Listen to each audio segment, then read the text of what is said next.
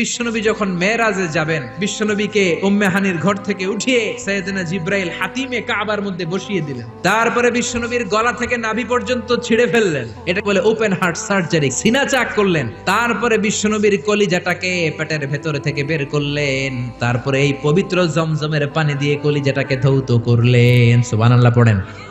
প্রতি বছর লক্ষ লক্ষ হাজী সাহেবানরা আল্লাহর ঘর জিয়ারতে যায়। সৌদি ধর্ম মন্ত্রণালয়ের রিপোর্ট অনুযায়ী 2016-এ হাজির সংখ্যা ছিল মোট 19 লাখ। প্রতি বছর এভাবে হজ করছে। তারা যখন চলে এসেছে প্রত্যেকে 5 লিটার করে জামজামের গ্যালানের পানি নিয়ে এসেছে। প্রতিদিন 2 লক্ষ করে মানুষ উমরা করতে যায়, 5 লিটার করে গ্যালানকে গ্যালান পানি নিয়ে যায়। লক্ষ লক্ষ মানুষ কিয়ামত পর্যন্ত এই জামজামের পানি দূর দূরান্তে তাদের দেশে নিয়ে যাবে। কিয়ামত পর্যন্ত এত পানি পানের পরেও এই জামজামের কুয়ার পানি 1 ইঞ্চিও নিচের দিকে নামবে না। চিল্লায় বলেন আল্লাহু আকবার।